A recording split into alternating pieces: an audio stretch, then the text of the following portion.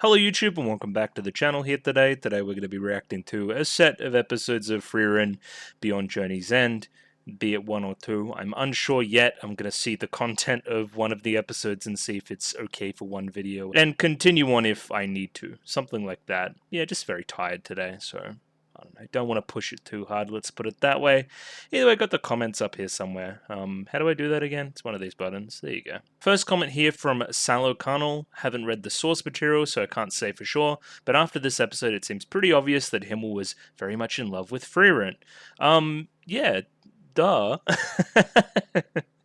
I think, yeah, the nail is in the coffin there, so to speak, when he gets down on one knee and gives her a ring and puts it on her ring finger. This is shorthand for I love you.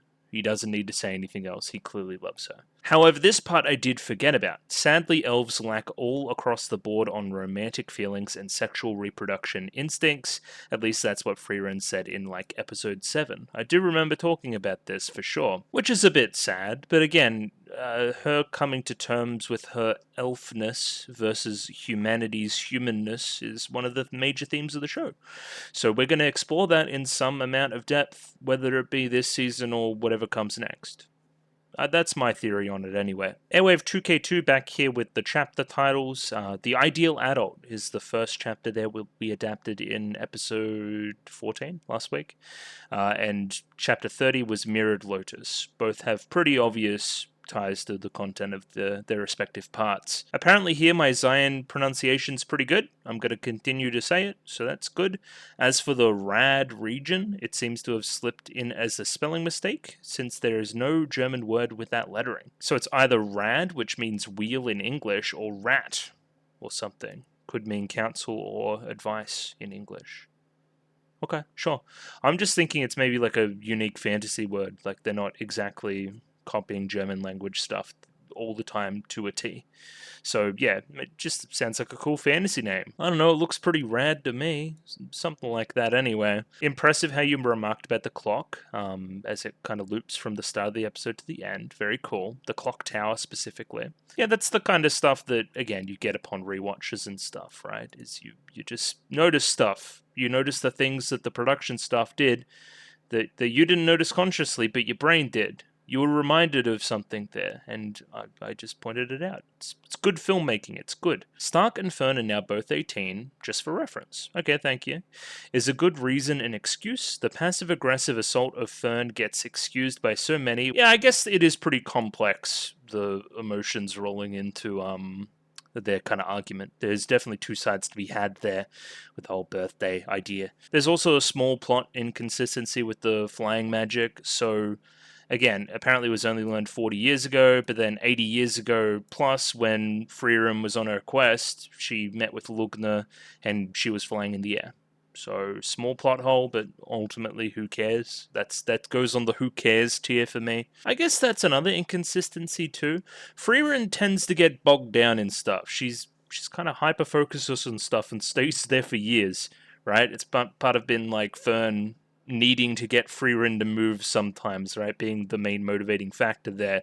Otherwise, she'll just stay put and try to accomplish tasks for as long as it takes, be it years or decades. I guess the ring search is kind of in conflict with this, because clearly Frieren cares about the ring, but now she's coming to terms with the fact that she needs to care for all these other people around her and what their needs are, and they want to move, so she's initially she wants to sacrifice the ring. She says, no, it's not that important, it's fine. When I think an earlier Frieren in the show would have definitely stayed behind and looked for the ring for as long as it took. Also shouting out the specific moment I shouted out last week, kind of Fern's face changing upon learning that the ring is at stake and what the mirrored lotus means and all that kind of stuff. Just really good. You could talk about it for hours, honestly. Another neat point here too, Frieren potentially picked this ring with a mirrored lotus on it because she likes flowers. You could link that into the stuff with phlegm. Pretty good, I like that. Apparently other commenters on other reviews have brought up this as well, but Fern's bracelet has a blooming lotus motive, while Frieren's ring has a closed lotus bud. Make of that what you will. I don't think Frieren's potential romance or everlasting love or whatever the ring represented is available anymore. It's closed, and where this one's blooming. you see between the lines. It's not a particularly hard one. Something is blooming between Fern and Stark. I wonder what it is. ICP says something like Zane or something, but I'm saying Cyan, and then Airwave dropped a paragraph, and I'm like, okay, and then ICP's like, I didn't read that, but sure, you're probably correct. So yeah, if Airwave says it sounds good, then I'm going to stay with it, sure. Last comment here from Jeff Liu. Weird thought to keep you up at night. Is Fern acting as Frieren's mother, or as the daughter taking care of the parent in their later years who needs help or assistance? Initially, I thought that this was dumb, but then I thought about it a little bit, and yeah, I kind of see it. Frieren needs assistance with emotional stuff, you know, that side of it. So it's not that Frieren is not dependable. It's not like she's an actual old woman who needs somebody to assist her with day-to-day stuff. Emotional maturity, I think Fern's definitely got her up there. And potentially she's going to bounce off each member of the cast as they grow as well and gain their emotional maturity and learn something from that. Again, they're good for each other. So yeah, I really like the Fern-Frieren dynamic as we continue here. What else do I have to say here? Not much. There wasn't a cliffhanger, but the preview last week implied something bad is going to happen, I think. So I know that's broad, but look out for that. We're traveling to a village. So again, a lot of these episodes have taken place in villages, but we're going to get to somewhere else pretty soon, you'd think. We're not going to continue from where we were, put it that way. We're back on the move. So yeah, not much else to say there. I think I'm just going to jump into the episode proper, episode 15, but not without my show stuff. So if you like the video, consider liking the video. If you like the video and you want to see more, consider subscribing to the channel. Comment below anything you thought about the episode, anything I could do to improve my presentation. Comment below. I'm doing follow for follow on Twitter, so follow me on Twitter if you'd like me to follow you back. And the Discord. Join Discord, love Discord, Discord.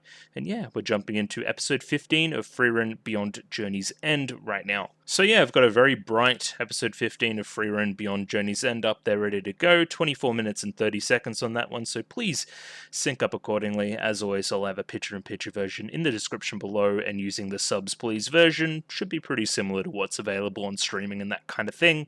So yeah, just gonna give it a 3, 2, 1 and jump right in. Radio? 3, 2, 1, go. Yeah. Of course it's the opening. How could you not know?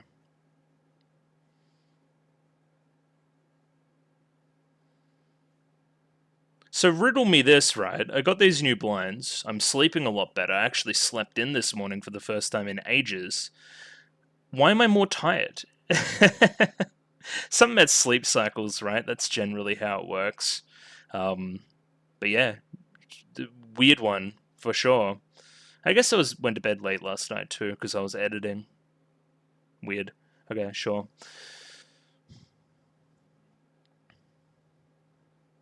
Will these two just like hold hands already, or what? When's that gonna happen?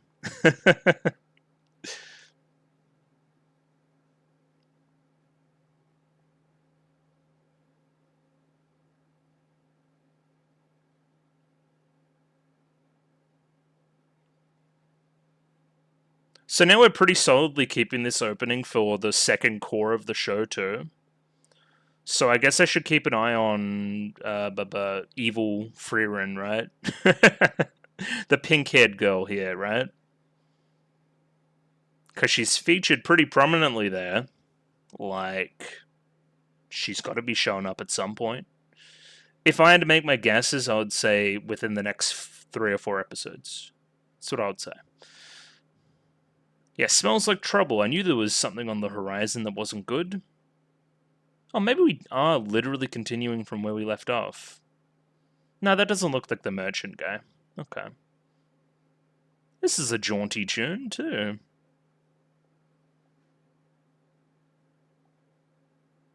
I don't know, years.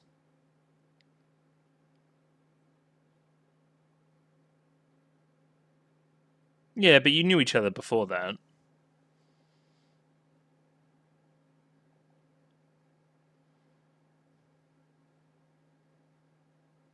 Is this going to be like the Zion episode where he, like, you know, joins with the group a little bit more? No, it's not a combat thing. I think he's talking more personality-wise. She certainly does. Every time. Just hit the chest first. That's all you need.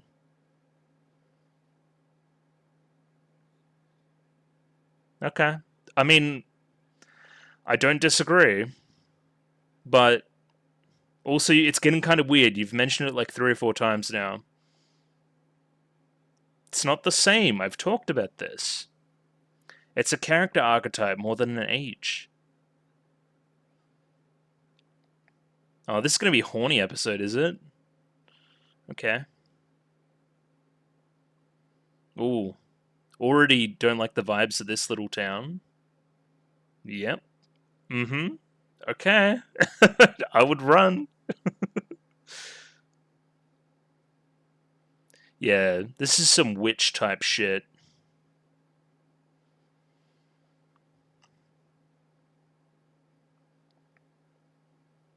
She said the title.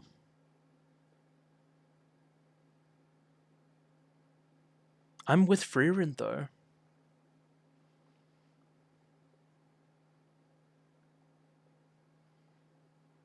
Yeah, please explain.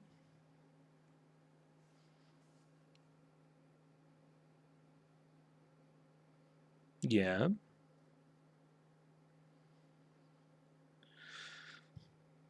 So a spell which we don't know yet, really. I see.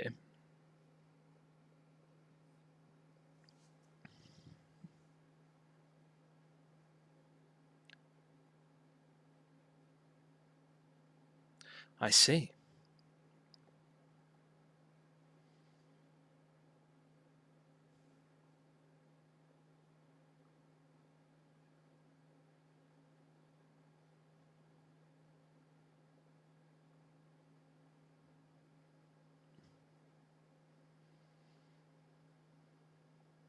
Well, it's like holy.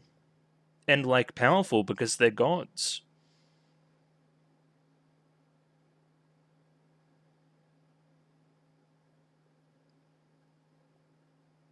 Well, because you can't do it.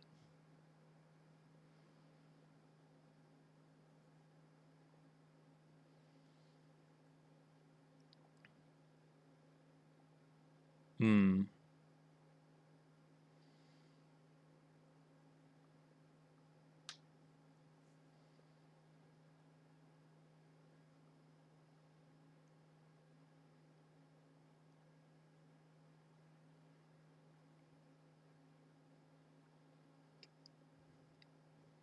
Yeah, we get it. There's a curse. Well, maybe. I don't know how it works yet.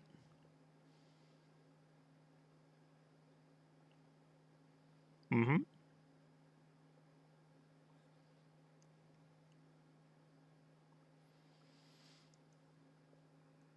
Well, that's what I was going to say as well, right? Okay, nearby monster we must kill to get rid of curse. Because that's how you break like curses in other stuff, right? You break the vampire's curse by killing the head vampire. Well, yeah, okay, I got to Stark. I would run. Yeah. Get in some smelling salts or something.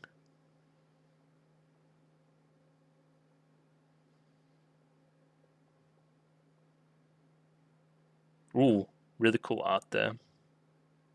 Spooky forest. It's like it's a piece of luggage. Oh, oh. Is that falling asleep because you fell asleep, or yeah?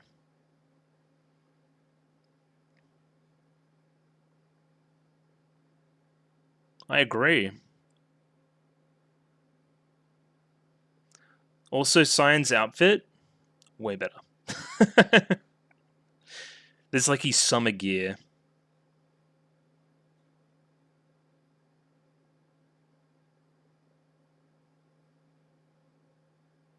What, are you asleep too?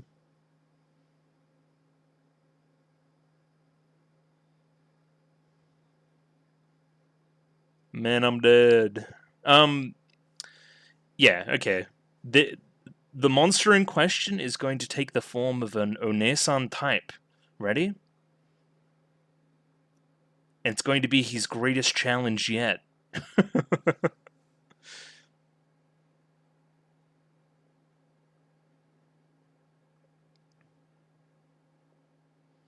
I wonder what the plan is, putting them all to sleep. Do you, like, eat them? Or... Okay. I mean, that's just a flower. That's not a Onesan type at all.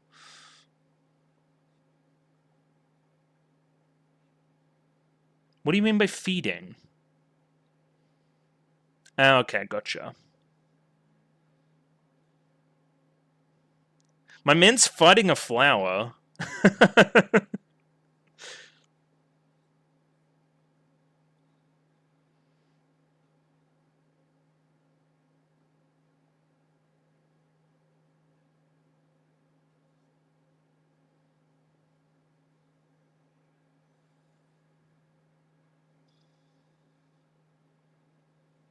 Okay. That seemed pretty powerful. But I mean, it blocked it. Yeah, you already said the mirror thing. That just makes sense.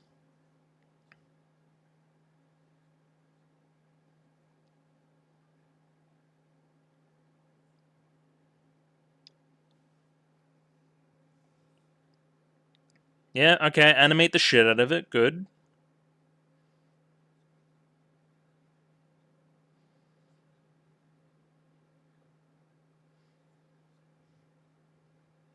It's all on your shoulders, bud.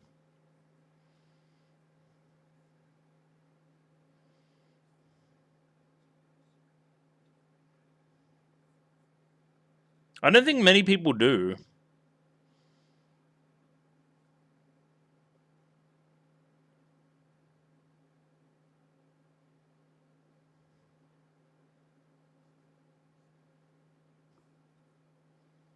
What do they need then?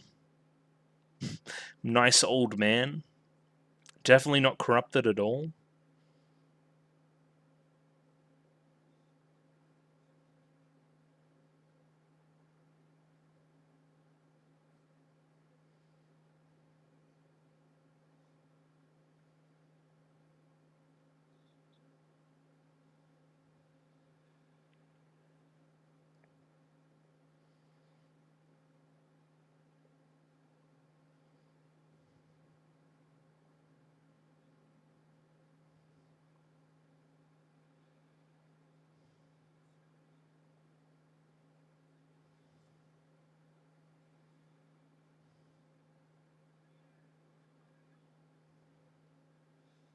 I'm back, bitch.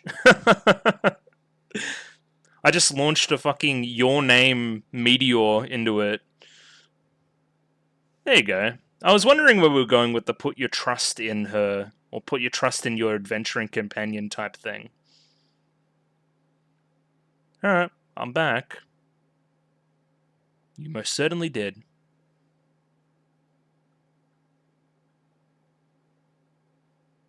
Oh, what are you two doing? Okay. Draw a love heart there, somebody, please. Oh, this is the Onesan type, is it? Yeah, kinda.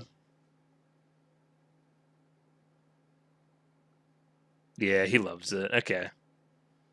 He got his reward.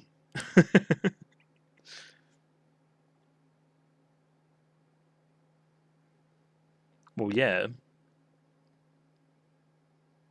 Yeah, he played support. You know, he stopped the CC. Why are you skipping?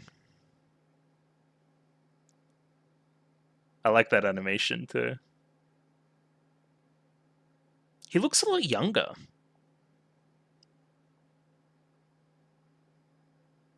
He won't shut up about it. I don't know what the hell a Vorig is, but sure. Okay, there you go. We're halfway, baby.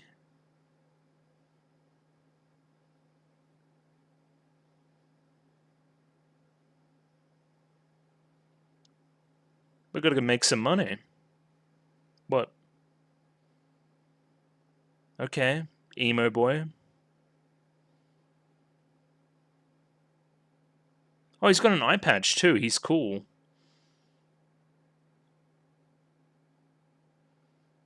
I agree. Oh shit.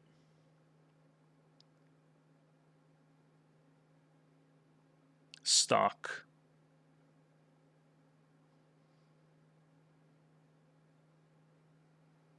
Well, that's a good way to make money. Just whore out one of your adventuring partners.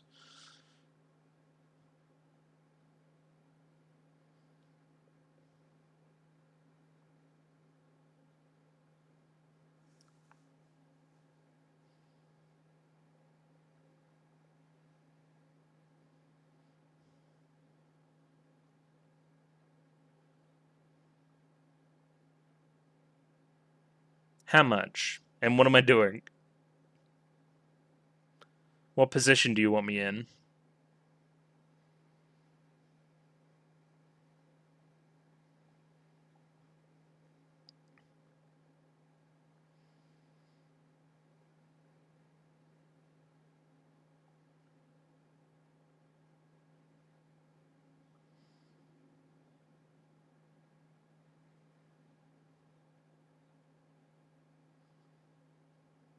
Oh, I see.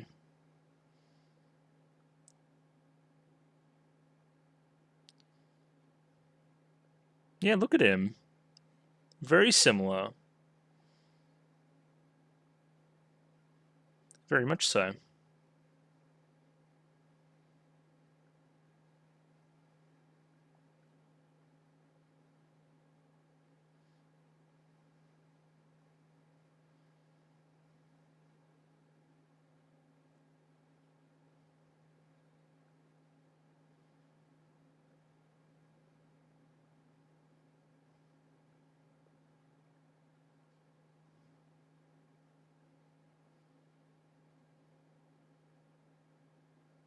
Hello, Garbell.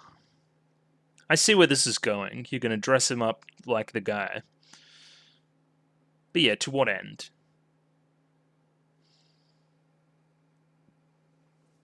You have to, okay, outwardly portray strength and morale. Okay.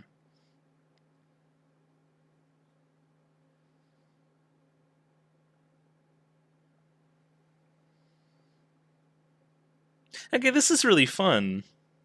This is very, almost very rom-com or something.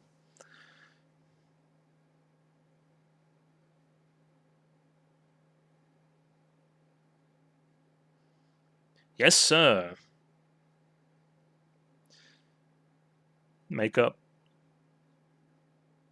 Oh, no, that works too. Yep, great. Very honorable.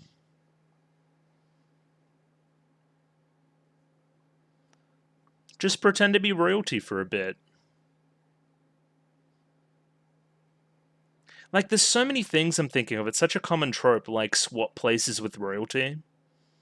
Like Princess Diaries, right? Well, that was less. That's like the Princess Switch that's on Netflix. That I only know about because of YouTube videos.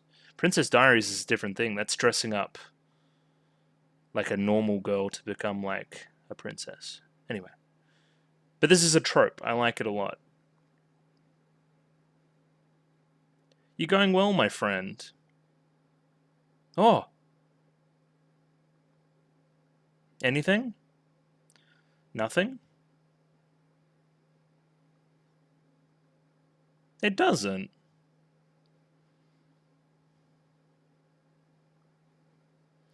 Some really good walking animations this episode too. Also, yeah, I saw it. You all saw it too, right? I saw it.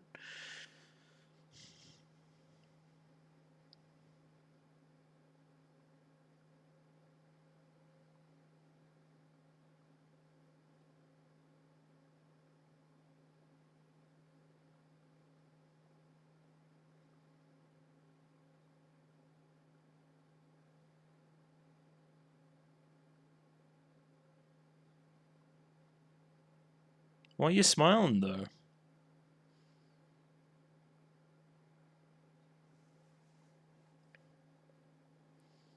Well, he understood his role more than anything else, right?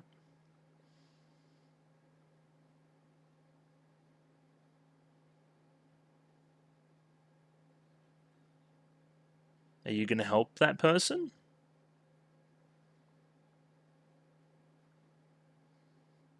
Well, yeah, I was about to bring that up.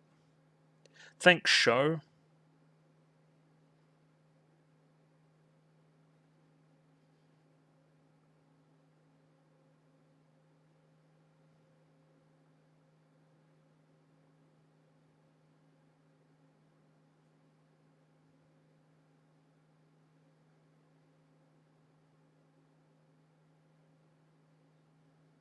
Okay. Thanks, Dad.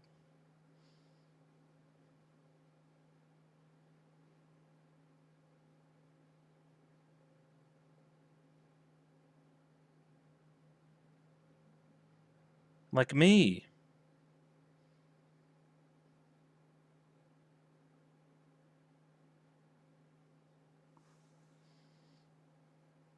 Okay, Dad, you're kind of weird, but thanks.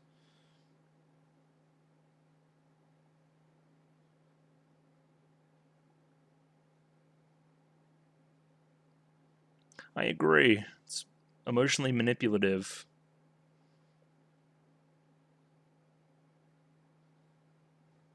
Oh shit, let's go. Hell no, I'm having donut. That face.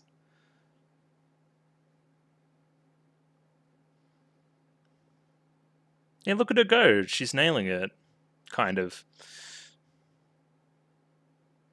Double take. The whole time Frieren's just vibing, eating donuts, reading.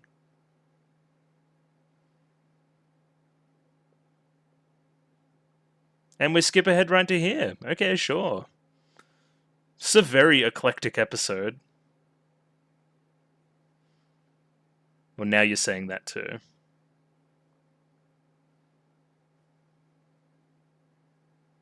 Come on. Now do it. May I have this dance? Con, you gotta be loving this, right? I'm loving this.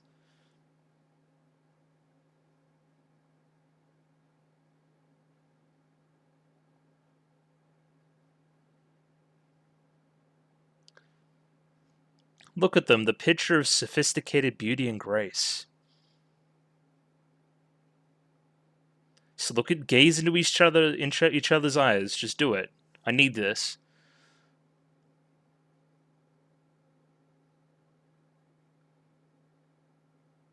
There you go. You're doing it. Bit of confidence goes a long way.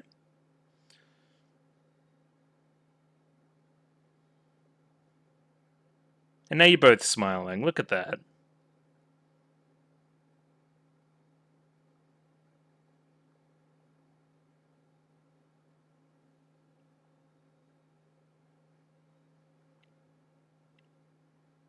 It's my favorite Disney movie, for sure. Oh, CG. It's not bad though. I really like the faces on it.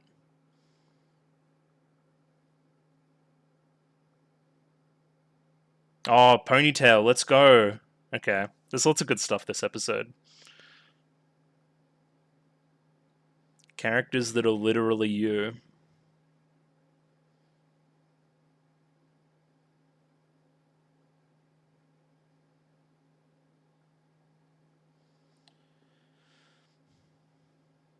Maybe.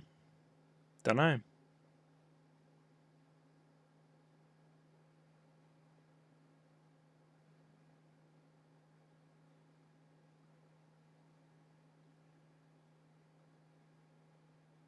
Yes, sir.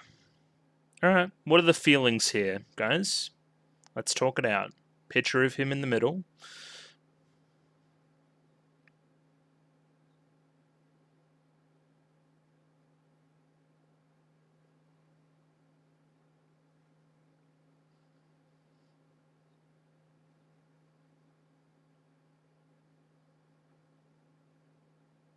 I'm an adventurer, my friend. I'm a nomad.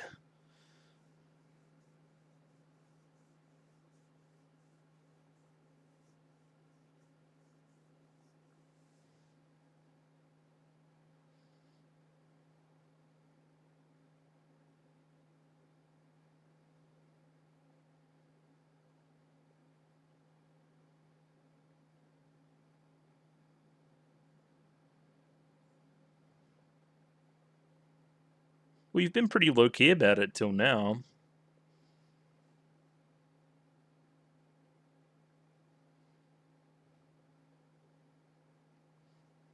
Yeah, I mean, you're stealing all my material, guys. It's like that. What am I going to talk about in the next segment?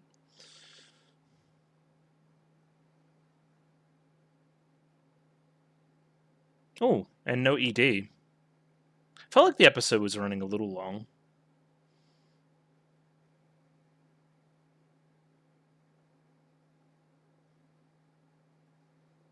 He's never distressed. All the life has left him.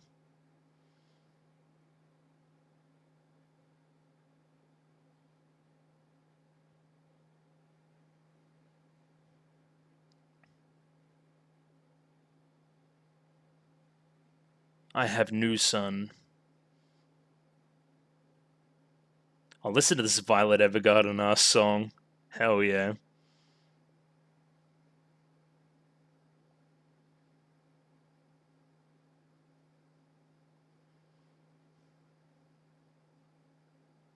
There you go. Okay, sure. There wasn't anything we could have. Okay, weird. Really weird structure, but sure. Yeah, we'll be back. Quick bit of analysis on episode 15 coming right up. So, yeah, episode 15 in the bag. Pretty good. I enjoyed it. It wasn't quite the heights of the previous couple, but it certainly did have its moments. I think the episode overall suffers from a little bit of build up payoff, because the build up's all quite good. I just don't think they pay off quite as well as I hoped they would, or in the ways I hoped they would anyway. Like, take this first segment, for example. It was a pretty good Zion pop-off moment, but it could have been better. The show has done better in this vein. And towards the end, it was kind of building to this emotional, kind of not reuniting, but the boys said their feelings to each other, put it that way. I felt like that could have pulled at the heartstrings a little bit more than it did. That being said, I love a lot of the Fern Stark stuff this episode. I don't know if you noticed. As well as overall the episodes aesthetically just still being really brilliant. I guess what I will say is that segments up until now, again, I've praised them for everybody having something to do. I would say that both of the segments here probably fail at that. Like, what is Stark and or Fern really doing in this first one? And what is, Frieren, what is Zion in particular really doing in that last segment? Not a lot.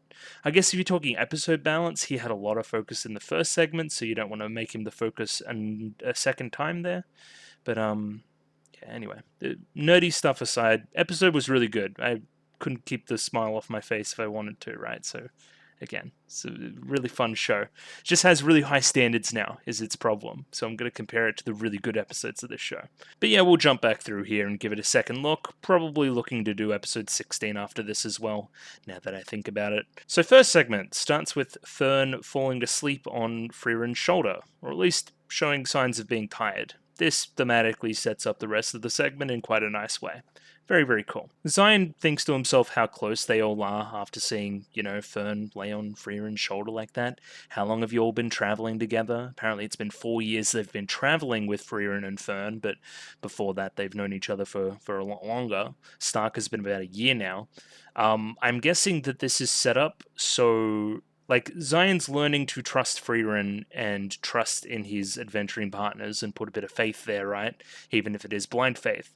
The blind faith that it can only be created through continual relationship togetherness, right? This is him taking that first leap. You can almost see this segment as to Zion as the dragon segment was to Stark, right? Like this first big test, trusting Frieren's gut, being unsure initially, but thinking about it and saying, oh yeah, shit, she did know the whole time that I was strong enough to beat the dragon.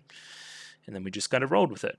Same thing here. She promised me that it'll be okay, and if I used an awakening spell, it was okay. Trust is being built. Very, very cool. Of course, we use this point in the episode for a lot of jokes as well. Frieren often falls for a lot of traps and stuff, not including mimics. I think it's about the 6th or 7th time it's happened in the show right now. And yes, of course, the Onesan thing that Zion continues to have. Again, I don't disagree. I'm with you, buddy. I just wish this idea hooked into the monster a bit better. Again, I had a very strong prediction that I thought the monster itself was going to be an Onesan type, whatever that may have looked like. That did not happen. Instead, it was a flower. I don't know. Finding a flower is just kind of, it's a flower. It was a mirror flower, which was kind of weird. But yeah, I mean, I just wish that this stuff hooked into the other stuff a bit better. So why did I get a bad vibe immediately from this village when we go to the village, kind of ignoring the conversation we had before? It's this shot. This is a predator shot. I bring them up a lot, right? The cast doesn't notice, but we're looking at them. It's also from an obfuscated angle. It looks like we're hiding. Normally, these will be kind of like you're up top looking down shots, right? Like a high angle shot to show dominance as well, to show someone's like prowling up on the roofs or something like that. Like, this is just a bad vibe. Like, overall, you just know. Again, this is what I mean when I say Frieren's really good at this kind of filmmaking stuff. And yeah, so essentially the town is under a curse. We spend a large portion of this segment distinguishing curses and magic as well. Curses are essentially magic from monsters and demons and the like that we haven't really figured out yet. They're beyond our comprehension at this moment. Thus, we need our kind of clerics to help with that, right? Or priests. I don't know what we're using for that, but so priests call on the power of the gods, and that is kind of as good, if not trumping, the powers of these monsters that we don't quite understand. Thus, this puts Zion in the front seat. He's the most important person here. He's the one that discovers what kind of curse it is, even if it is very complicated, as well as the one that's ultimately faced with finding the flower. So look forward to the flower fight here in a second as well. We get the title of the episode here too, Smells Like Trouble. I was with Frieren initially where we should kind of skip town, but again, we've got a good heart now because of you. We're going to help people when we see them. May even be something in it for us. As we see, Zion is rewarded in the end. I really like this line here from Frieren, again explaining how the magic of priests works and relying on the goddess and the power of the goddess and that kind of thing. It's beyond our comprehension, probably even more so than these monster spells, so it's not very interesting. I can't figure it out. I can't look at it, look at the mechanics there, and figure out what's going on.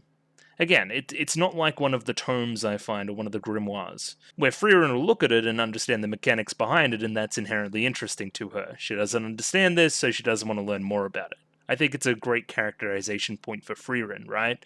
She's not really a blind faith type of person.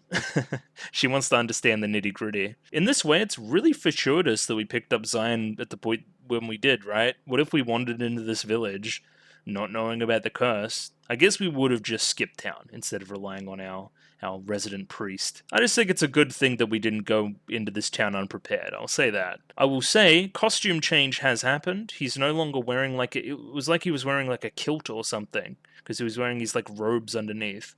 This is a lot better. This is preferable. You look cool. He's showing a bit of chest too. Hell yeah. We love that. And he looks a lot younger too. Yeah, he's just looking good this episode. So we get the ultimatum. So I could get my gear and stuff and do a whole big cleric thing. That would be fine. It'd be quicker just to kill the cause of the curse, right?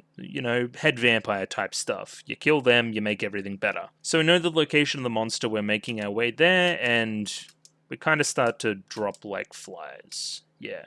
So over this next segment, next couple minutes, just characters are going to fall to sleep. It's the curse taking effect.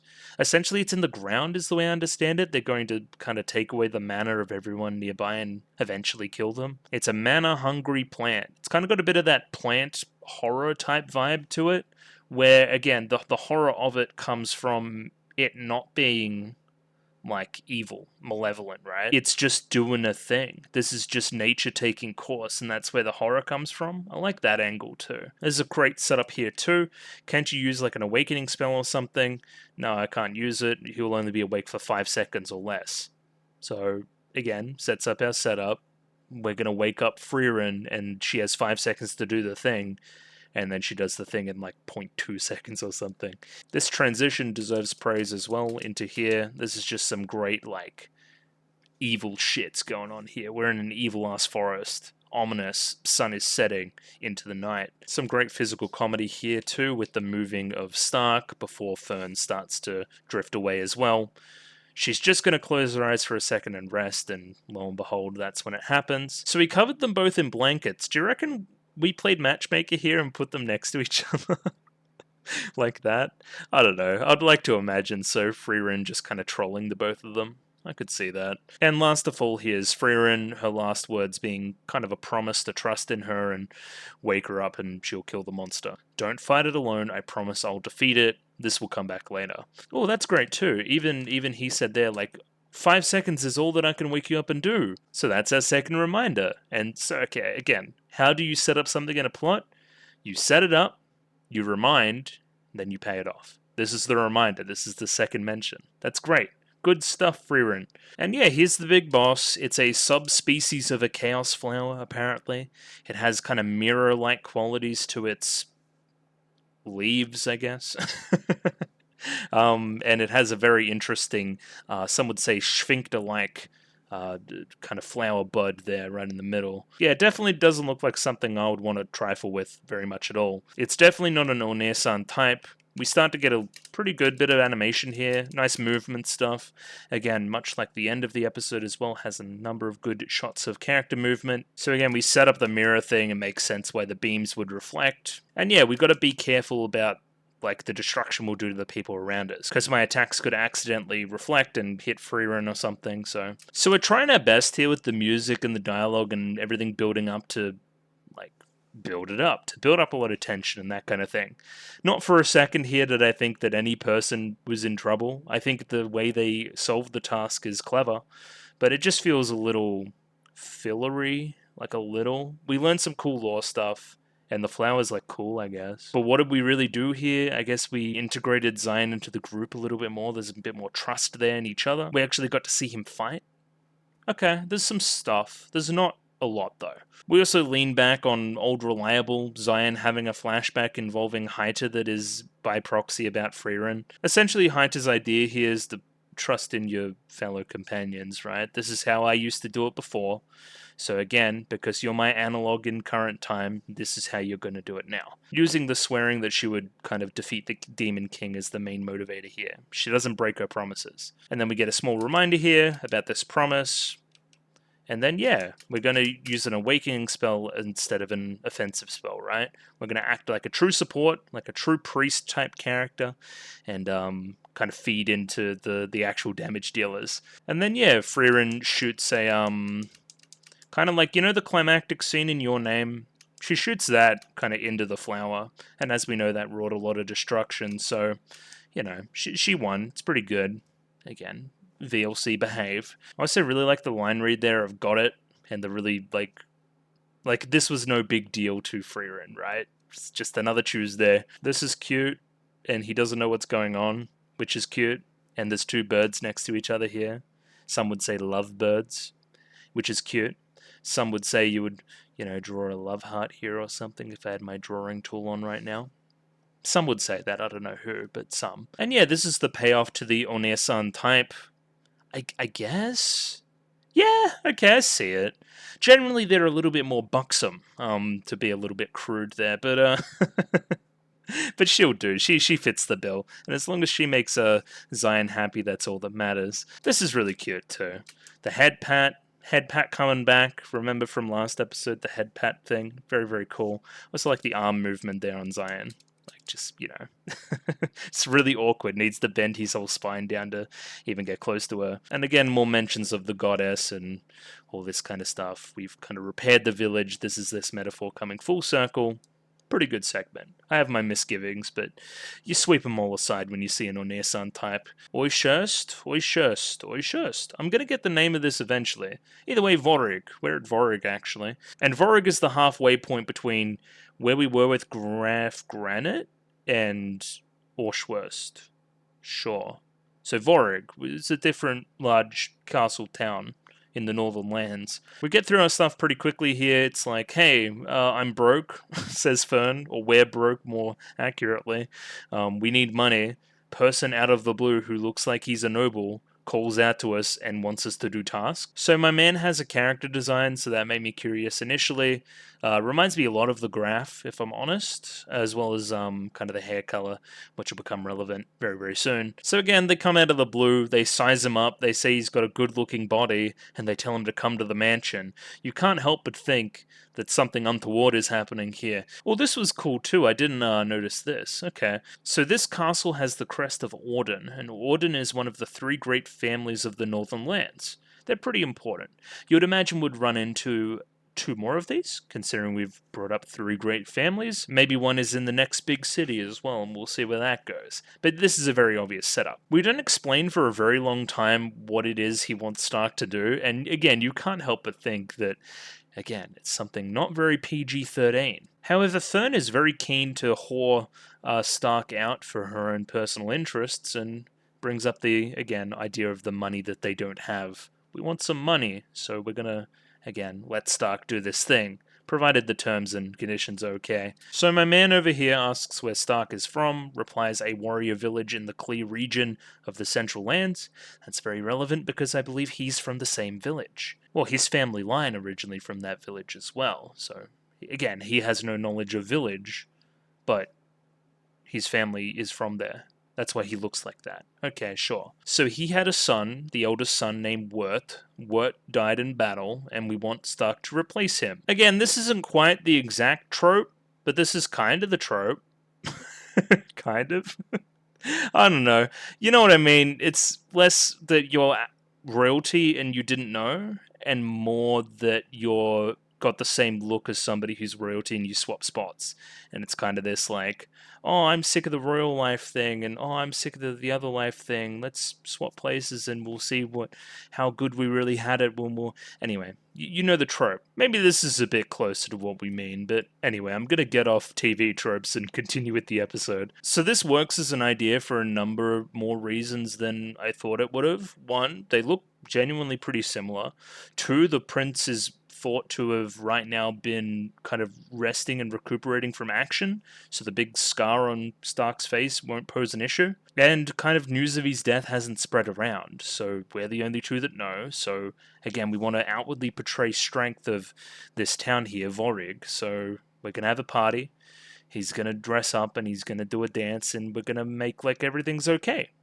Right? At least for now. Again, this is a defensive city, big wall around it. It's an important cog in the defense of the region. We can't allow it to fall. He's going to pay us like 10 gold coins or something. Essentially, that's going to be enough food for the rest of the year. That's really good. However, instead of asking for more money, Frieren asks to throw in a grimoire, much to the disgust of Fern over here. Just some very good faces here. Like, I'm only interested once grimoire is mentioned, and judgment. I don't like this.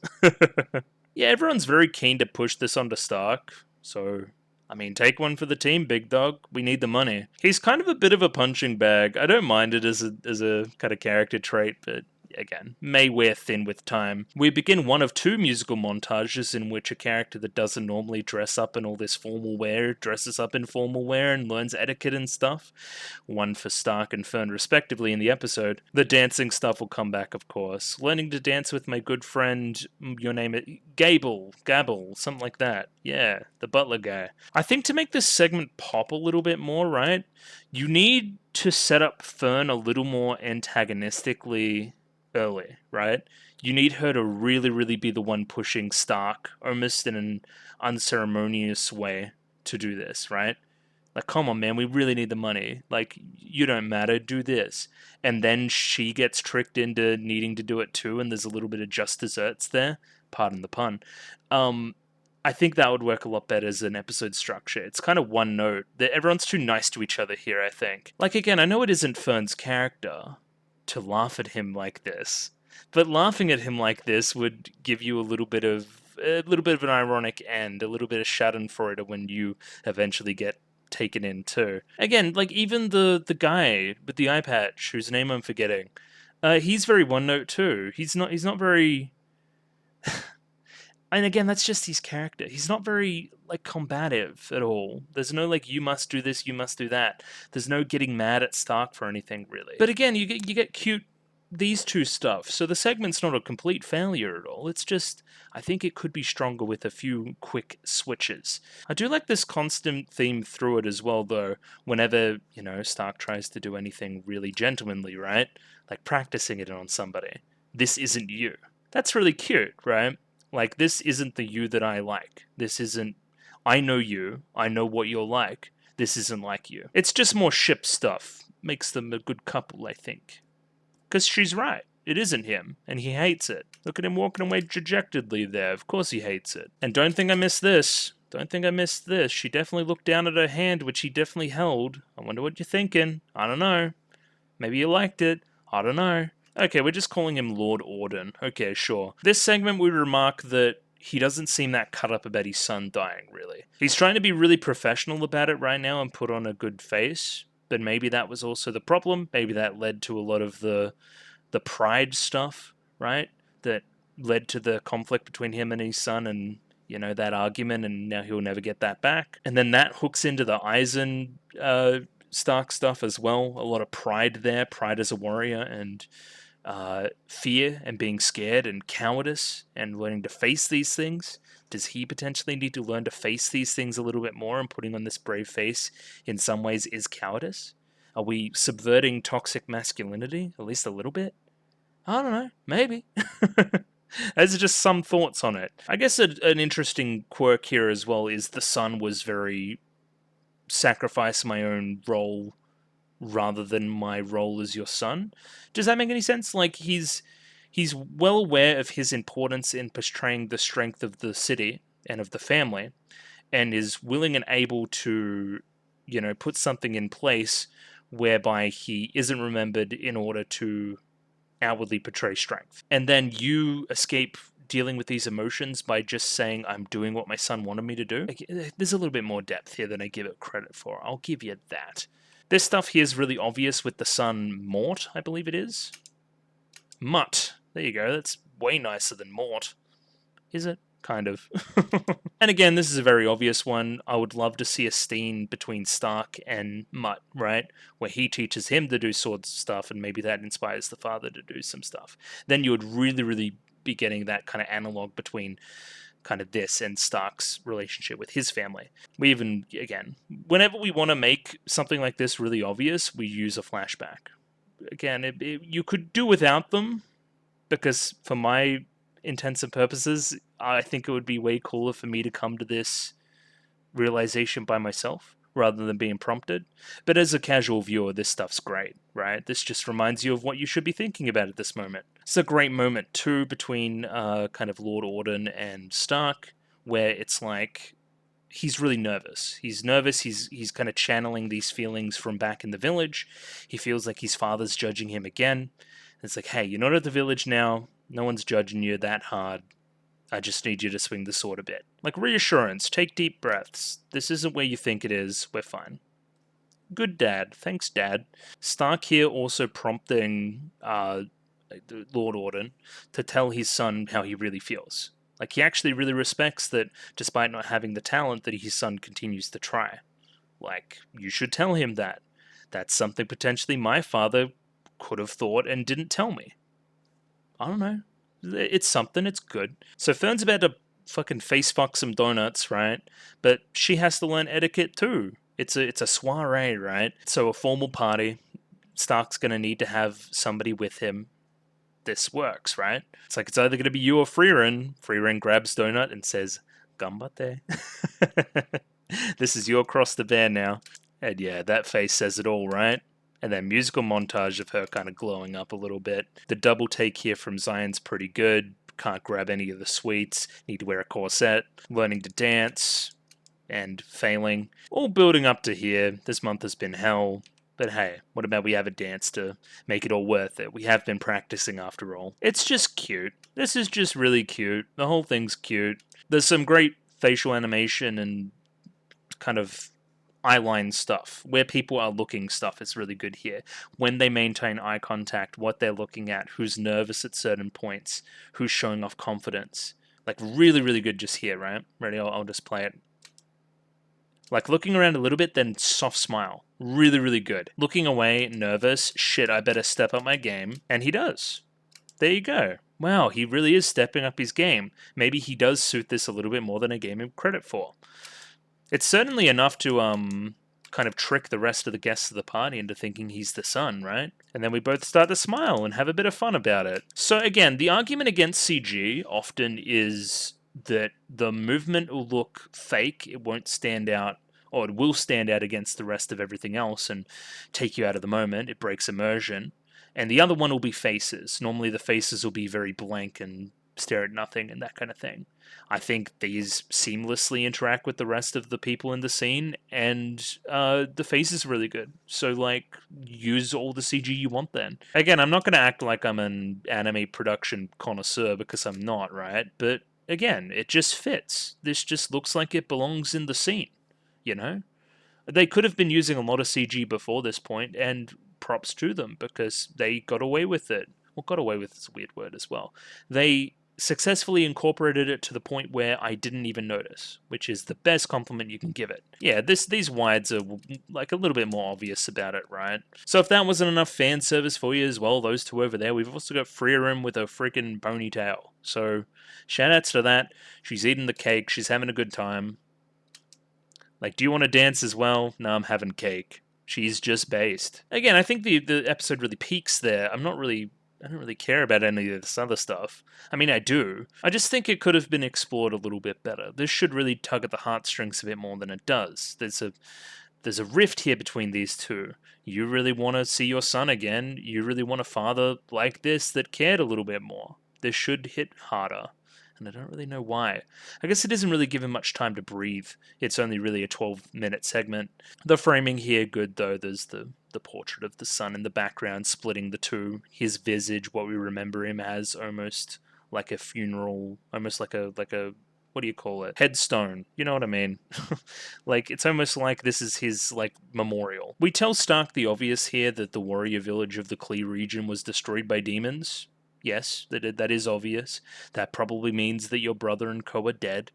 Very obvious. I guess this is the confirmation, right? That he doesn't have any family left, that he doesn't have a home to return back to, but he's been nomadic for a long time now. And then, yeah, as I've talked about, this kind of argument between Lord Auden and his son, kind of reflecting the argument between Stark and Eisen. Them kind of leaving on bad terms, a lot of cowardice here, a lot of pride playing a part here too. And yeah, you won't be able to say goodbye again.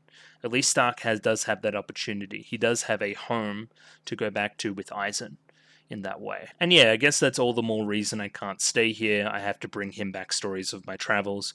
I have to fulfill with my surrogate father what you couldn't do with your son. And then, yeah, close out the episode on a bit of a gag, a little bit of a underwhelming scene to finish, to a little bit. Frieren looking at grimoires and stuff. I guess Stark kind of looking out the window, seeing that, you know, hey, I've kind of come to terms with a little bit of my son's death, and I'm moving on to the other son and really teaching him like I should be. That's some nice stuff, I like that. I choose to believe that he isn't looking out the window here and instead he's gazing deeply into Fern's eyes. That's just my personal belief there. And yeah, that's where we end the episode, I think, right?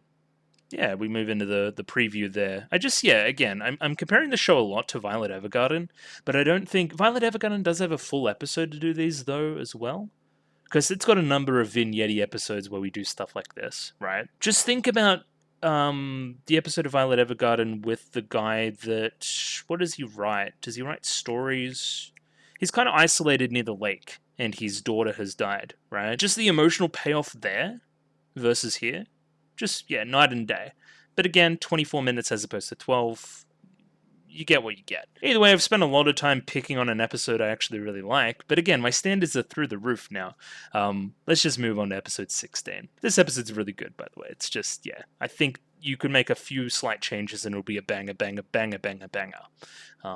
And that's what I'm always looking for. Either way, I'll get that episode up now. So yeah, I have a very blue episode 16 up there ready to go. Pop that up there. 24 minutes and 6 seconds on this one, so please sync up accordingly. Picture-in-picture version, subs please version, all the same as the previous episode, and we're just going to jump right in. Ready? 3, 2, 1, go. Oh yeah?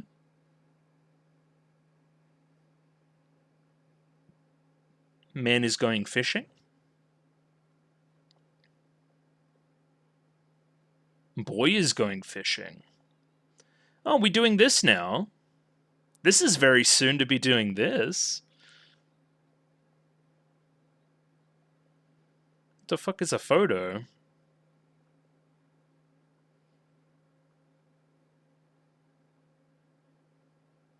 I recognize the voices here, I reckon.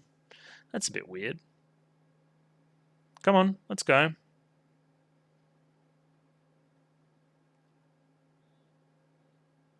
He's a manic pixie dream boy. He's going to take you on an adventure. He's going to grab you by the hand and take you there. Yeah, see? There you go. The animation remains mind-blowingly good. So yeah, this is only here because we're probably doing this storyline, right?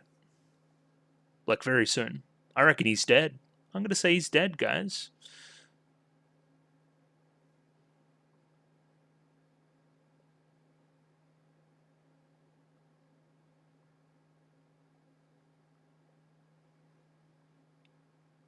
Again, as I've said, I think that his little friend there is dead. Because that would make sense for Zion going to this final location of Oriole at the end of the world or whatever, heaven, and getting to see him there. This is the adventure that I finally got to go on, right? Aren't you proud of me? We did share something special, and sucks that you died. Like stuff like that. I don't know. That's where I think it's going.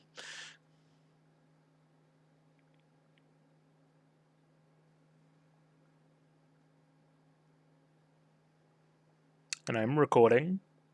I had a scare with Katanagatari earlier in the week about not recording, so I'm really making sure I'm hitting recording this time. Again, if you want to record a YouTube video, you need to hit record, otherwise it won't record you.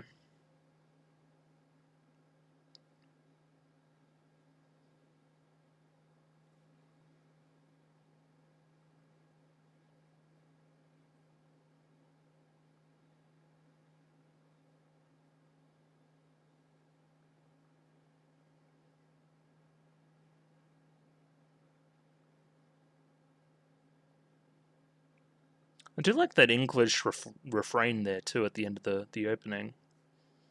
There you go. I've already seen this episode in my own head. Let's see if they surprise me. I mean, they always do.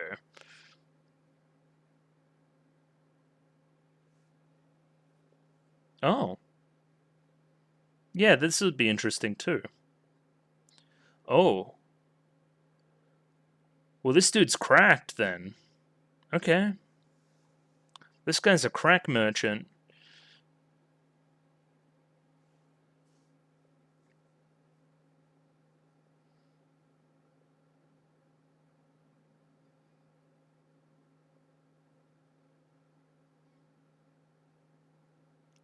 No, see, that's a really long time for me. You don't understand, Frieren. 10 years is not like a year. It's not even that. It's probably like 6 months to her or something. Oh, look at these two. Stop being cute. Get a fucking room.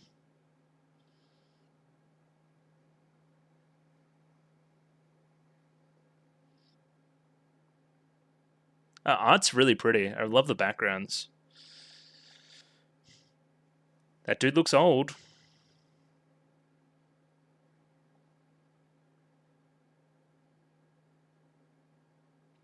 He does.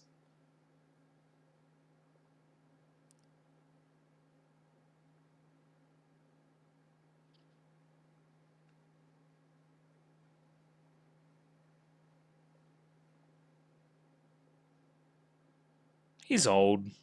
He just doesn't know. Oh.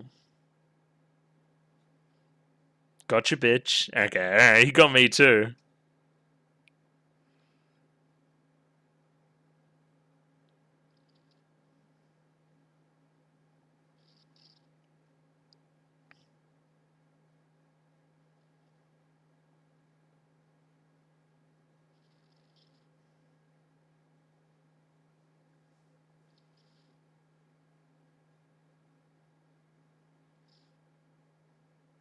True.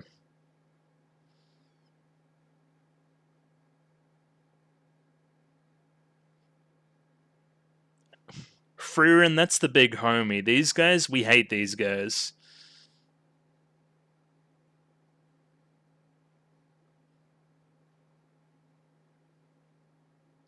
Get up, my son.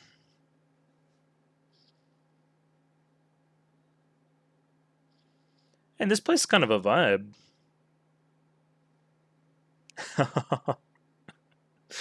Oh, she really likes it here.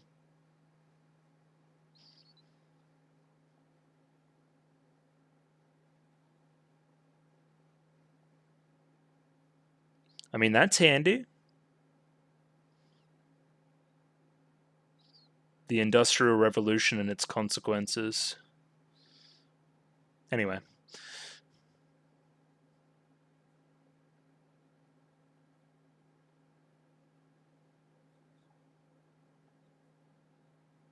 It's probably got lots of friends. He's just old.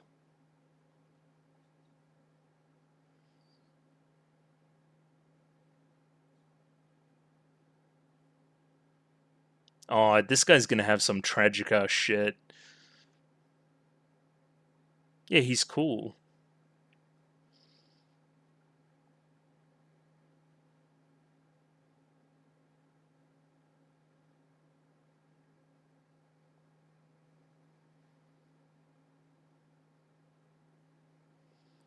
Is he having a whole rotisserie chicken? Oh my god. He's bulking. Oh, see, it reflects the start of the episode.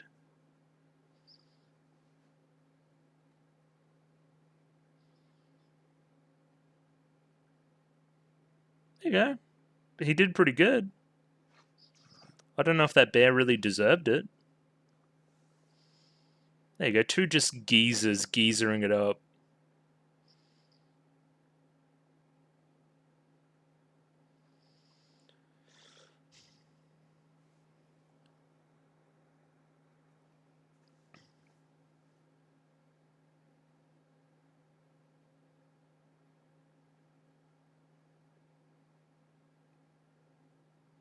Explain.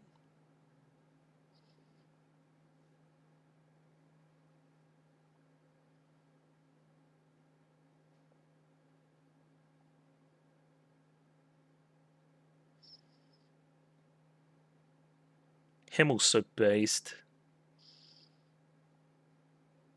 There you go. Give me that tragic shit.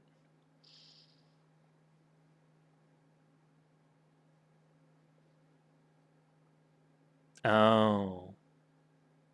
I see.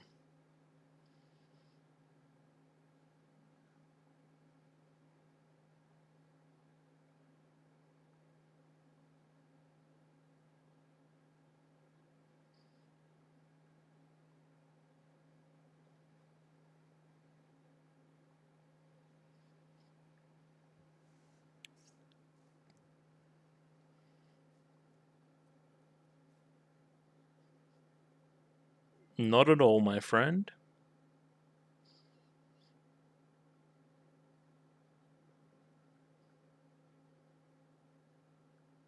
Yeah, what if there was some kind of like heaven type location where you could see her?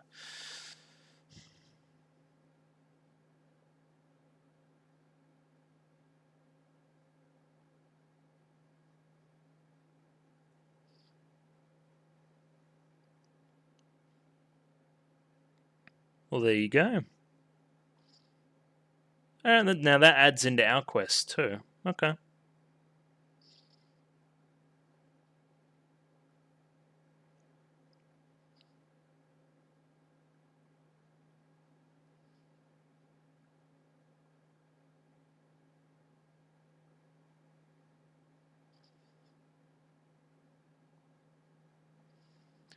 And that's what she's been talking about. Oh. Like, this is the push she needed to actually, like, this is a task. You now must recount this journey and remember it.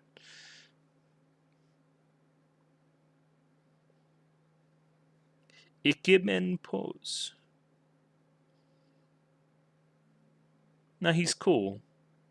He's also, like, he's got the hots for you real bad.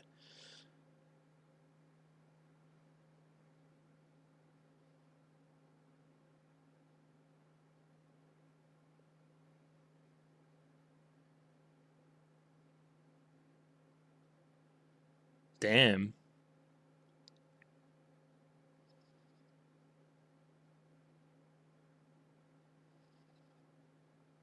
Damn.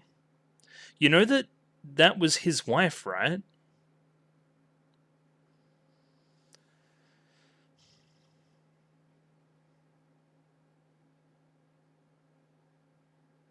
Now that's okay, then that's fucking tragic. Man.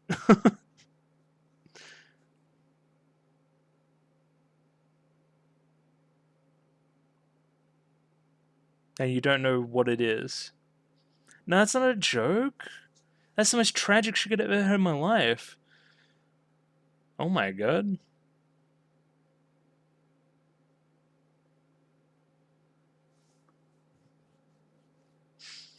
Could you please see my wife there?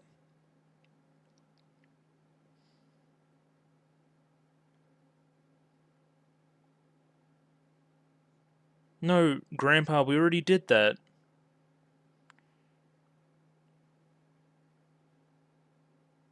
Yeah, he's fucking losing it, eh?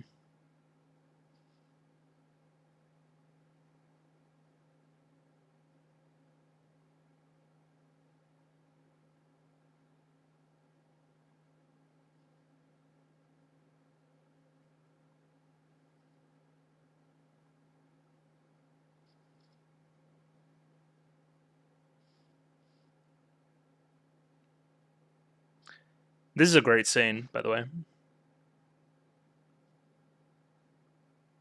That shit kills, brother.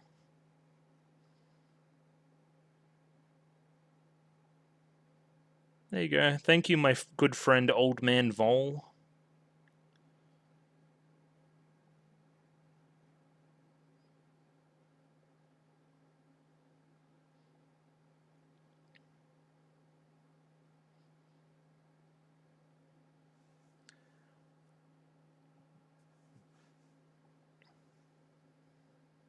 Okay.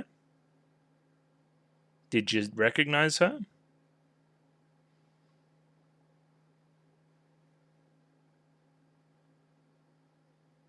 Well, that's great. Alright. Now what's next? Because we did set up the Zion stuff earlier. And then we didn't talk to Zion at all. And that is only halfway. Okay.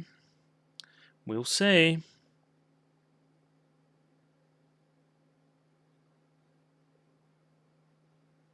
Yeah, we know. I remember. Your backgrounds continue to be really good too. That's equally important, but there was another reason.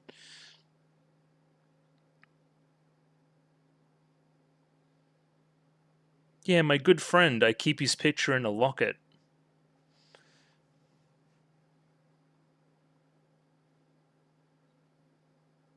Ah, the photo. Okay, now I've made that connection too. Okay.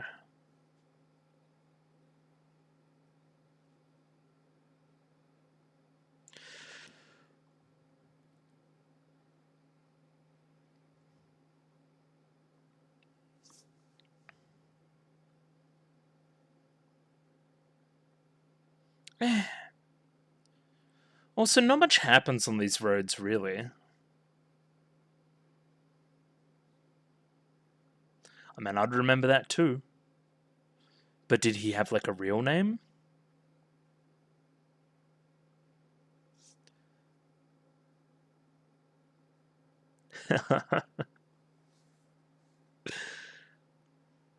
You sure?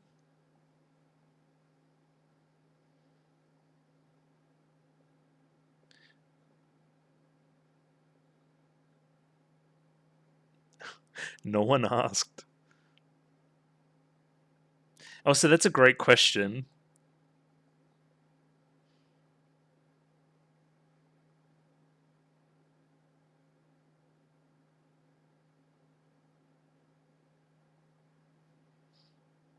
But he's my weird guy whose picture I keep in a locket.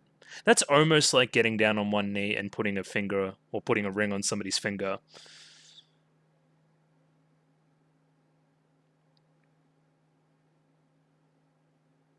Yeah, and we're not even close to done.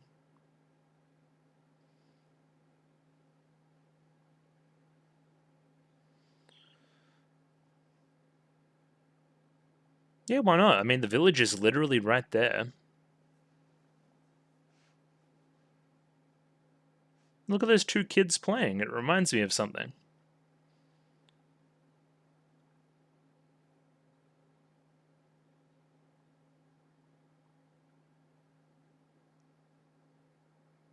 Well, there you go. His plan worked.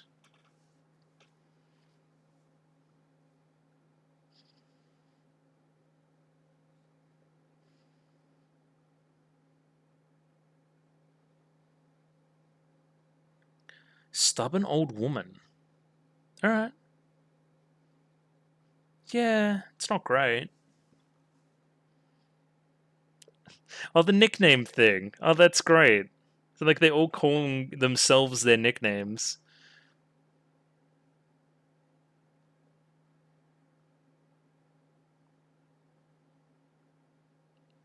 Yes, ma'am.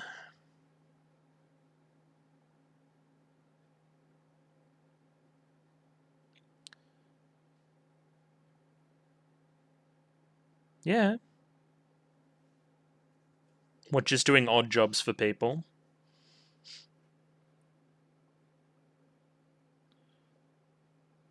Nichijou reference?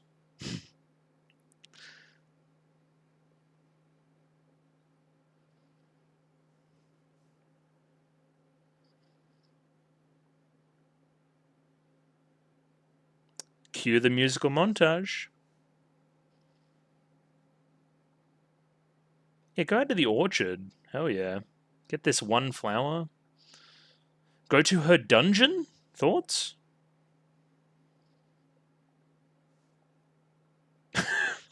Sure.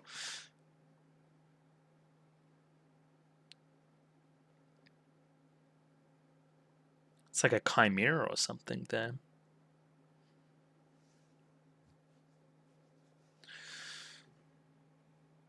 Oh. Yeah, kinda. What are we cleaning? Oh, I wonder who the hero's statue is of. Oh, is this going to be a subversion or something?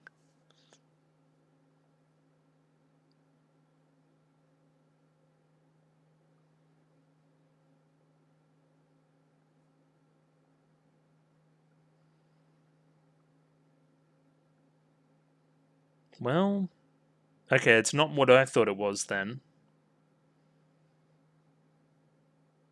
How do you know my name? We will find out soon, I feel.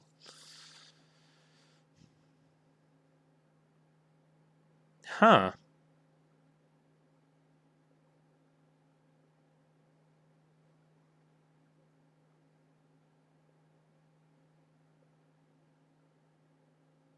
Yeah, that's what I was going to say. Yeah, my good friend Kraft. How about the other bloke?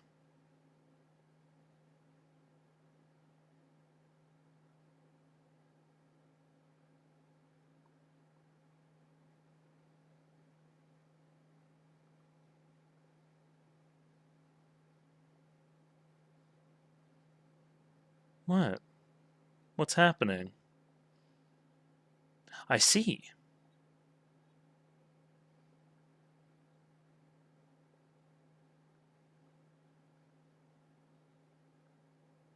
Yeah, very, very interesting. Okay.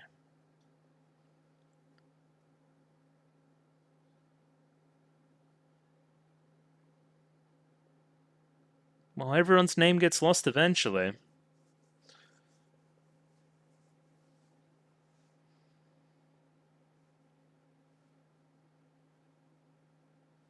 Yeah, I hope we met up with that craft guy again. He seemed kind of tight. I want to learn more now.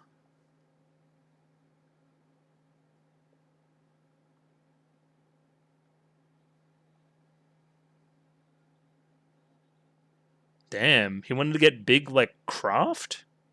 I guess that dude was muscly. I remember that.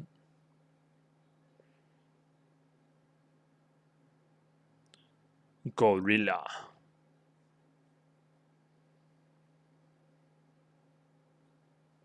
Oh, really? But I don't have a goatee.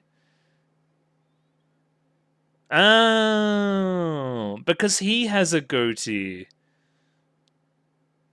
Okay. Sure. That's so random.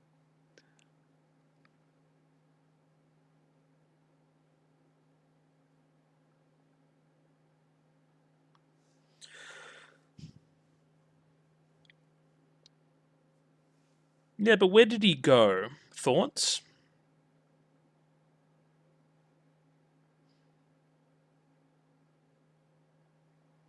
Where's my good friend, the gorilla warrior?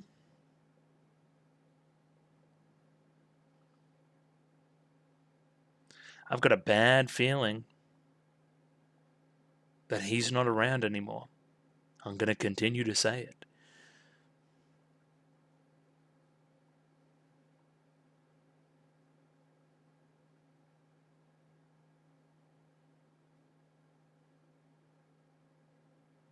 Must be cold again, because he's back wearing the robes that I don't like. Oh. Well, I mean, are we going to go that way? Well, kinda.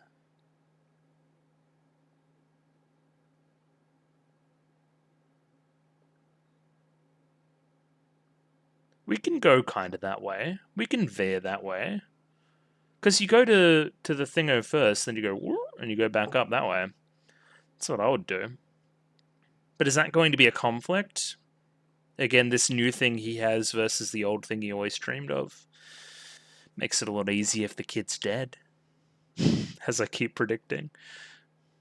But if we've actually told us a location now, though, he probably won't be dead or anything like that.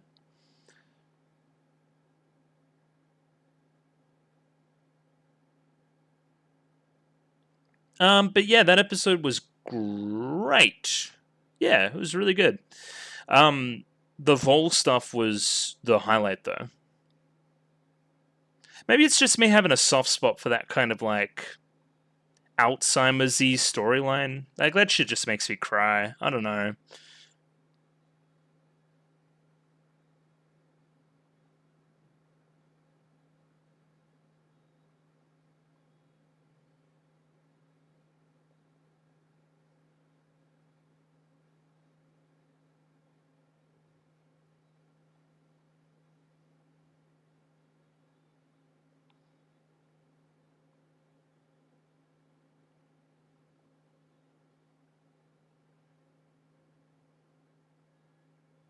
The ED is still really good. I don't think I talk about it enough. We're very, very pretty. Alright, where are we going next? Hey yo, that's my favorite Drake album. Anyway, I'm gonna I'm gonna come back in a second and analyze episode 16. We're back, episode 16. Thought it was really great. Thought it did a lot of stuff well. Thought it really peaked with that first segment. I really need to have a relook on the themes of the last segment with the older lady and the kind of revelations around craft and all that kind of stuff, and the remembering things, being remembered, wanting to be remembered, wanting to have a name so memorable that they will remember you, not a name that's kind of like a cheese brand like Kraft has. But jokes aside, again, really well executed episode. I thought we would be kind of solving this storyline, but we kind of kicked the can down the road. It's now something that Zion must decide between. He must decide between the group he has now, the relationships that he has now, and going in a completely different direction. Well, I say completely different direction, but I believe they're going north. And the town is still to the north, it's just kind of to the northeast. So, I mean, we could deviate. Maybe like an extra 6 months to a year? I don't know. I would do it. Sure. Unless I'm just reading the map wrong. I'll have another look here when we get to the scene again. But yeah, the episode starts and it's kind of setting up this Zion and his little companion, guerrilla warrior dude stuff. He's throwing out a fishing line. This could be seen as a reference to him kind of looking for his friend later on. He's looking for a fish right now. It could also be a reference to Zion kind of wasting away his days before he's grabbed by the hand by our manic pixie dream boy and taken to go take this photo, right? Like, look at him. We're really well animating this kind of interaction, right? This is the start of our legend. Again, leading into the end of the episode. If you haven't picked up already, I'm getting some kind of romantic vibes of these two. Again, this just may be me seeing shit a little bit. It's kind of like Lord of the Rings. Like people can see Frodo and Sam that way inclined because there's a lot of evidence to do so, but it's also confirmation bias from a lot of people, so if they are gay, then they normally see it. I don't know. Maybe they're just really good friends in that kind of old fantasy, old friendship kind of way. The kind of friendship, you know, where you would take a photo and then put it in a locket and have an arm around your friend and then look at this photo longingly in the nights. I don't know. Maybe it exists. It just reads kind of more romantic than potentially they're intending. I don't know. Because, I mean, Zion's generally looking for an Onesan type, which, I mean, gave me a bit of a thought about his character. I also thought he was a bit of a playboy. I thought we're setting that up too. I mean, he could just be bi. I mean, I don't know. Maybe I'm just, like, saying nothing, basically. But this is the kind of stuff I'm talking about, right? So what is the overall point of this episode? What is kicking along the plot the best way? It's the Zion stuff towards the end, right? It's the city of Tur or something, right? It's that standing as a location in the future and potentially putting a wedge between our party. So, we put a scene at the start of the episode linking into that. That helps the episode feel whole. Very, very cool. So yeah, I'm imagining that's, anime-only stuff. Because again, the first segment here doesn't really lead into the first segment at all. Zion doesn't have very much to do, again, at all. It's all about my good friend Old Man Vol. He's a dwarf who's protected the village for 400 years. As we learn, dwarves have kind of got this life expectancy of around 300. So if he's 400 and been protecting it for 400 years, he's mega old. He's old as fuck. Again, if you want a human lifespan equivalent, let's say it's a factor of 4, right? So 300 would be 75-ish. That's kind of a life expectancy, right? He would be 100. He's the 100-year-old man right now, still doing his job, still being a warrior. I don't know how realistic it is, but, you know, it's anime. You're allowed to be kind of unrealistic. It's pretty clear that Frieren thinks pretty highly of Vol, as we learn through the segment. Vol is kind of the factor that made her remember a lot of this stuff, right? Like, hey, you go leave and destroy the Demon King or whatever the hell, and then come back here and then tell me about it. And none of them can make the promise except for Frieren because of her old age, right? But this is also the prompting factor. This is also the task given that led to her, I guess, making this bond with that crew back in the day. He's very important to the formation of the team that took down the Demon King. Do you want to see some cute-ass shit? There you go. There's some cute-ass shit. I like that. Stark just being a good gentleman. Look at that. Hand-holding. Has there been an episode that's gone by for the past, 3 or 4 that hasn't had these two holding hands? They just love it. They can't get enough. Look at them in the back. They're fucking flirting like crazy. They're loving it. So it's weird, right? I thought he was going to be super decrepit and fucked, right? And not remember shit and be kind of Alzheimer's or whatever. He has Alzheimer's. And yeah, he pulls off kind of that trick initially, acting like he is. But I think he actually just kind of is as well, because towards the end with Frieren, she notices that it isn't an act anymore. He's just kind of senile. I love, Frieren's showing him off show and tell. Doesn't this guy look cool? And I'm like, yeah, he does. But also, he's there. You don't talk about people like that when they're there. Yeah, still pretending to be senile, opens that eye. Hey, warrior, get fucked. And yeah, we fold into kind of another Stark gets bullied and is a punching bag episode for a bit. Which, I mean, we like that card a lot. I just think it may be getting a little worn out. Yeah, Stark, you start your training arc now. An interesting line there as well is that Frieren said his tactics are still as underhanded as usual, right? Again, I'm seeing, again, asking her to recount all these things as somewhat of an underhanded tactic to get her to kind of get more involved in her group. Again, Frieren's really comfortable here. She wants to stay here for a decade. As we've seen before, Fern says no. No, we're not doing that.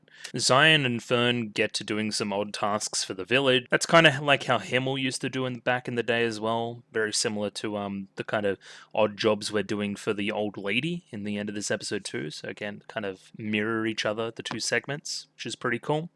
They kind of get to talking about Old Man Vol. He didn't really have any friends apparently. He just kind of protects the village. But he's conversing happily with Frieren. Again, this is what Frieren's doing this whole time, kind of recounting this journey. However, this guy's kind of like the town's guardian deity, protecting the village from monsters, but nobody really knowing why. Again, context and details like getting lost to time, flowing away into history.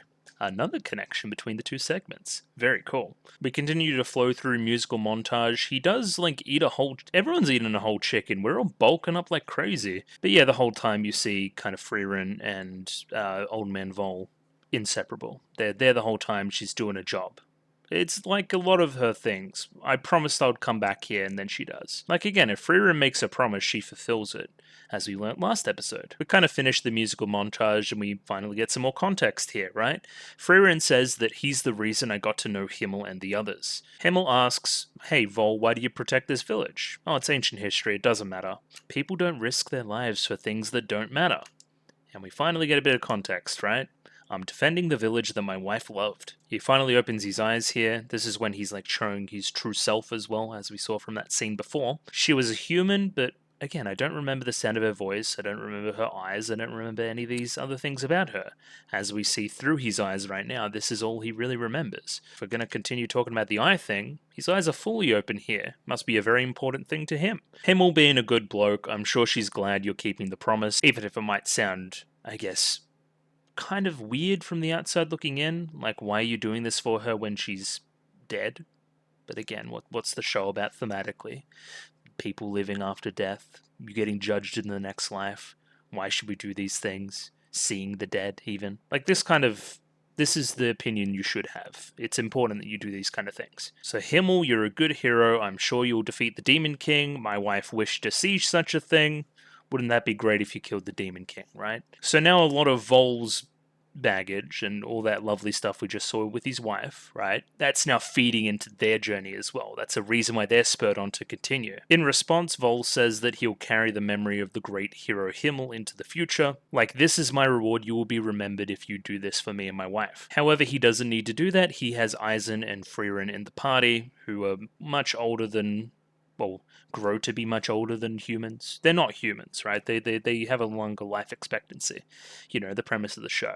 So then, hey, Frieren, now by proxy, because of this interaction, you're now responsible for remembering our journey and making sure we're remembered. Okay, I guess that's fine, I'll remember you, not really understanding the weight of what she's just said. And yeah, as a result, Frieren is able to tell him all about the journey. That's what she's been doing over the past week. She may have also wasted her memory on so many Ikemen poses of Himmel, but who hasn't? I mean, honestly, he's a bit of a dreamboat. And then we get tragic. He starts to quiz Frieren about, do you remember his facial features and his voice and all these other things, right? And yeah, don't insult me. He's the reason I did this. Of course I remember him, right? Like you, your reason for defending this village, he's my reason for continuing. Now again, she was that guy's wife. What does that make Himmel to you? Potentially a husbando. That's what I would say. However, he asks the question for a tragic reason, right? Like, he's forgotten everything. He's forgotten the look of her face, and her eyes, and her voice. But it's an important something. And that something continues to linger, right? Like, I don't know why this is important. I can't remember the exact reasons, but it is. So I continue to do it. That's tragic. That's some old man type shit. And yeah, Frieren doesn't see it immediately. She thinks he's joking again. I think it's real this time. And yeah, this really cements it. He doesn't remember that they had already set off to defeat the Demon King, and that the Demon King was defeated. And he's losing his mind. That sucks. He's grown old. Like, yeah, this is the moment Frieren realizes that, no, he's serious. He's not like playing up being an old man and is actually really strong anymore. He's just an old man. And thinks for a second, right? Is going to tell him the truth, is going to correct him, then smiles to herself and says that she'll carry his memory into the future too, kind of repaying the faith there. I wouldn't mind that. Again, clueless, doesn't even understand why, but yeah, you're gonna do that now. Isn't that just great? Yeah, this is really good. Yeah, really tugs at the heartstrings. Love it. But we get a happy ending here as well. Just as they're leaving, he calls back out to Frieren and says that I dreamt of my wife. Maybe it's because you and I reminisced about the past. It got me in that same frame of mind, right? And the song they're playing in the background, it's very Lord of the Ringsy too. It makes me think of in the end of Return of the King, when Bilbo's really old and decrepit. Yeah, kind of like that similar vibe too.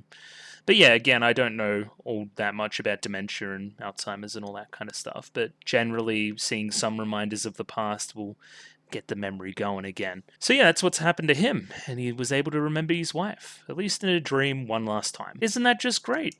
Yeah, and that closes that segment, the first one in the episode, right? So yeah, I think that's a more successful kind of 12-minute emotional thing, right? As opposed to kind of the second one of 15 with what was his name again? Auden. There you go. Yeah, I liked this one a lot more. So now we're on to our next segment. We see this gorgeous background, and Zion continues to explain why he's even on this journey, right? Like, I'm looking for my bloke, my friend, Mr. Gorilla. Apparently photos are very rare, so this isn't like a spell that everyone knows. This is something that we make every now and again. Okay, that's cool. So yeah, I've just been asking around after, Gorilla Warrior, because that's his name. His unique name is one of the reasons why I know he would have been remembered, right? Adds into the themes of the segment too. Name being Gorilla Warrior. You're not going to forget meeting a guy called Gorilla Warrior, even if it's 10 years ago. This is funny too, just like only knowing him by the nickname and not knowing his real name. Because nobody called him that. He forced everyone else to adopt this thing of Gorilla Warrior. Again, upon being inspired by that one statue, and then seeing that same statue again, that same statue that he would have polished. That fits really well. I like that. Again, the facial expressions here are great. Frieren asks, what's the origins of the name Goatee Priest, right? Did they call you that before you could grow a goatee? When Fern's just concerned at the sheer stupidity of the conversation. So we're about a week away from AEST.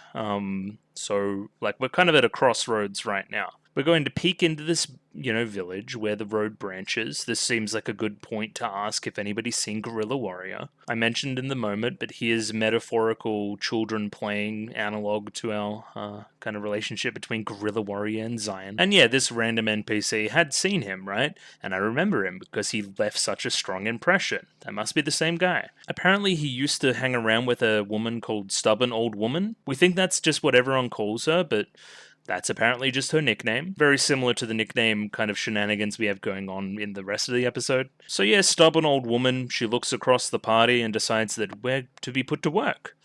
Deliver this letter to Neagle, a blacksmith in a neighboring town, who also has some hearing problems too. This is very Himmel core, where he's going to go around and, do odd jobs for people. But with Himmel, it always turned into something troublesome. Think of your classic RPG quest. Starts pretty quaint, but then ends up you fighting a giant monster. So yeah, she puts us to work through another musical montage, finding various doodads and doing odd jobs, up to and including a giant chicken. I don't know what that's about, but sure, go off. Despite doing all these jobs, the old woman doesn't really open up about where he went. Himmel and Hayato would have gotten her to open up in half a day. You guys are just not very charismatic compared to them. And yeah, the last job here is to polish this hero statue in the canyon.